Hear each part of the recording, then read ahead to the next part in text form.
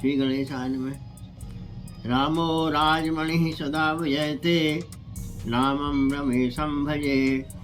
रामेणाभिहितानि चाचरचमु, रामाय तस्मै नमः। रामान्नास्ति परायणं परतरं, रामस्य दासोऽस्म्यहं। रामे चित्तलयः सदा भवतु मे भो, राम मामुद्धर।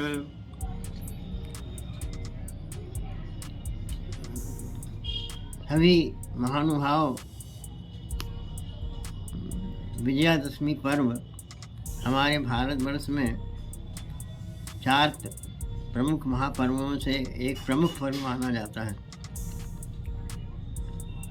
प्राचीन काल से ही, पता नहीं कितने युगों से हम इस विजयादशमी दशहरा के पर्व को मनाते चले आ रहे हैं। और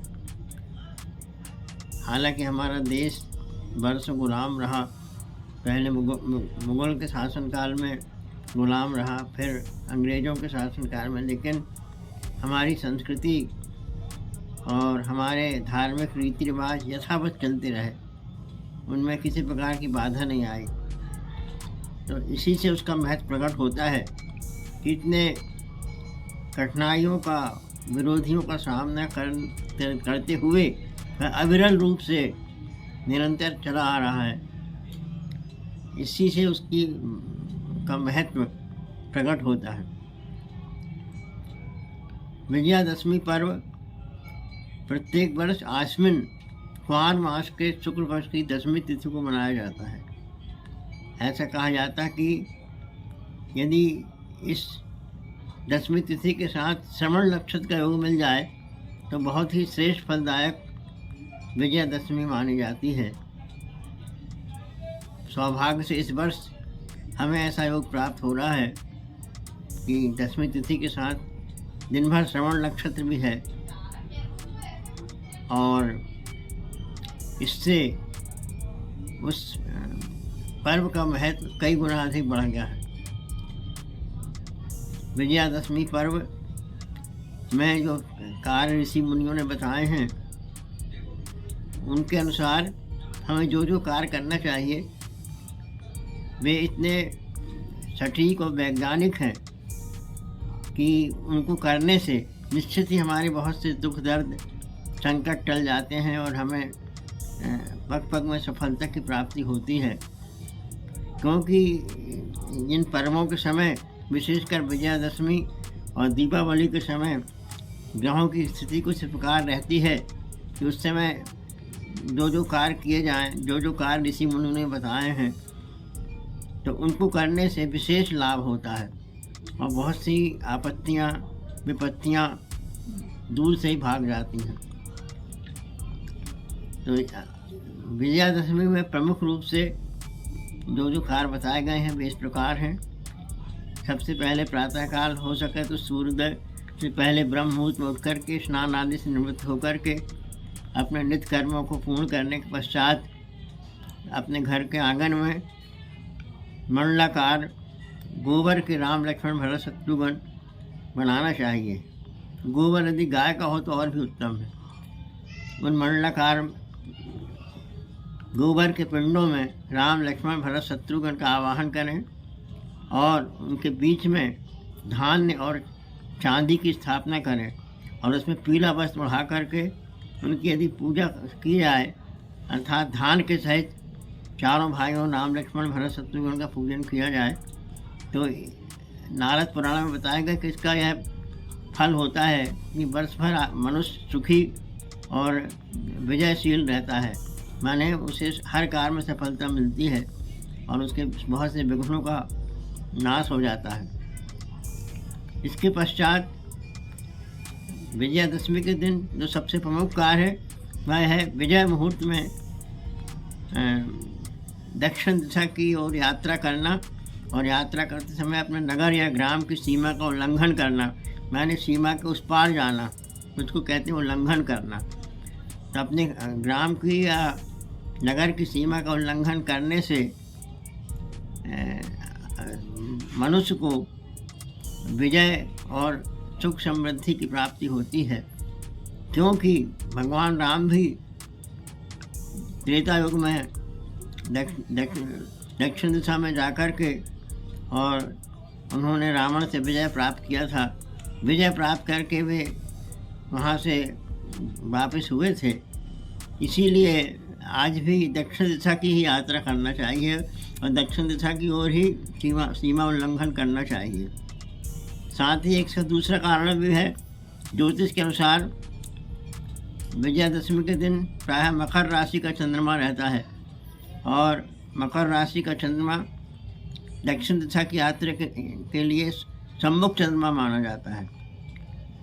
ज्योतिष का यह प्रमुख सिद्धांत है कि जिस दिशा की हम यात्रा करना है उस दिशा में यदि सम्मुख चंद्रमा हो तो सारे दोषों को नष्ट कर देता है और हमारे सभी कार्यों को सिद्ध करता है और जिस अभिलाषा से हमने यात्रा किया है और सीमा उल्लंघन किया है वे सब पूर्ण हो जाते हैं।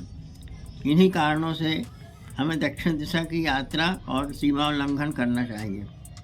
इसके बाद उसी दक्षिण दिशा की यात्रा करते समय और सीमा उल्लंघन के बाद यदि नीलकंठ पक्षी के दर्शन हो जाए तो यह बहुत ही उत्तम योग है। नीलकंठ पक्षी के दर्शन का बहुत ही महत्व है। विजयादशमी के दिन उनका दर्शन करने से साक्षात सूर्य के दर्शन का फल प्राप्त होता है। विजयादशमी पर्व में नीलकंठ के दर्शन का महत्व क्यों है, इसके संबंध में ऐसा कहा जाता है कि शिव भक्त रावण जब रावण युद्ध में समर भूमि में राम के बाणों से आहत होकर मरणासन अवस्था को प्राप्त हो गया, माने उसके प्राण निकलने वाले थे, उसी समय वह मन ही मन चिंतन कर रहा था कि मेरे इष्ट देव शिव का मुझे दर्शन हो जाए। भगवान शिव उसके मन की अभिलाषा को जान गए और अपने भक्त को दर्शन देने के लिए उन्होंने प्रत्यक्ष रूप में ना करके नीलकंठ पक्षी के रूप में उसे दर्शन दिया। रावण ने पहचान लिया कि यह हमारे इष्ट देव हैं और नीलकंठ का दर्शन करके उसने अपने प्राणों का परित्याग किया। तभी से विजयादशमी के दिन नीलकंठ पक्षी का दर्शन करना अत्यंत श्रेष्ठ फलदायक और शुभ फलदायक माना जाता है। अतः प्रत्येक सनातन धर्मावलंबियों को दक्षिण दिशा की यात्रा, सीमा उल्लंघन और नीलकंठ के दर्शन अवश्य करना चाहिए। इसके बाद उसी समय अपराह्न काल में मैंने लगभग 2 बजे से लेकर के 4 साढ़े 4 बजे तक के मध्य अपराजिता देवी का पूजन करना चाहिए। उससे मनुष्य की कभी पराजय नहीं होती। मनुष्य हमेशा विजय को प्राप्त करता है और उसी दिन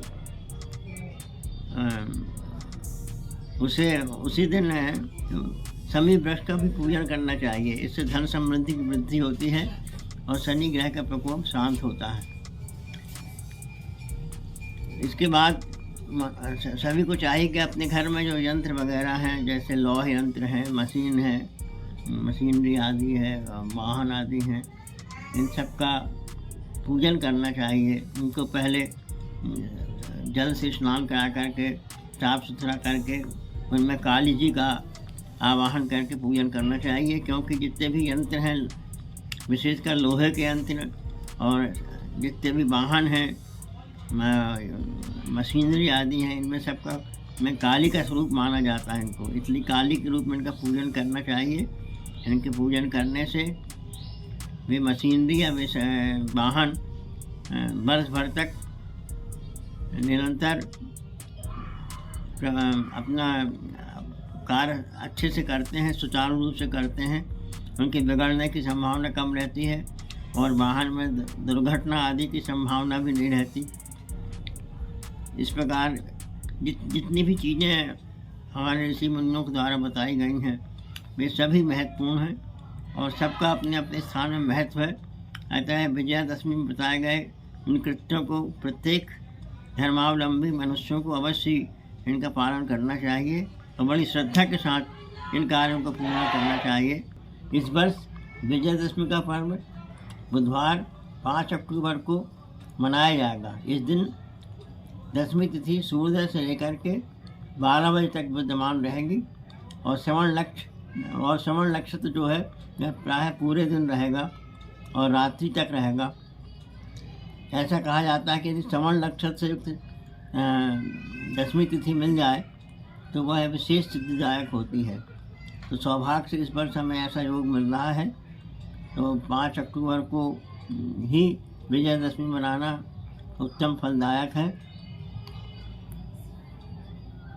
कुछ लोगों को यह भी शंका हो सकती है कि 12 बजे के बाद दसवीं तिथि नहीं रहेगी तो एकादशी प्रारंभ हो जाएंगी। इसका शास्त्रों में इस प्रकार समाधान किया गया है कि जो तिथि उदय काल में रहती है उसे उदया तिथि कहते हैं, उसका प्रभाव दिन रात माना जाता है। इसके अलावा यदि सूर्योदय के बाद 3 मुहूर्त से अधिक, अर्थात 3 मुहूर्त का अर्थ होता है 2 घंटा 24 मिनट से अधिक कोई तिथि है, तो वह इतनी प्रभावशील मानी जाती है कि उसका प्रभाव पूर्ण रूप से रात और दिन अविरल गति से रहता है। इसलिए किसी प्रकार की शंका न करके हमें 5 अक्टूबर बुधवार को ही दशहरा मनाना चाहिए और दिन रात उस विजयदशमी का प्रभाव रहेगा, दिन रात वह शुभ फलदायक रहेगी। इस प्रकार विजयदशमी का पर्व भारतवर्ष में के अलावा अन्य विदेश में रहने वाले हिंदू धर्मावलंबियों द्वारा भी मनाया जाएगा, जिससे अपने धर्म का प्रचार प्रसार होगा और निरंतर धार्मिक जनों की आस्था बढ़ते रहेगी। धन्यवाद।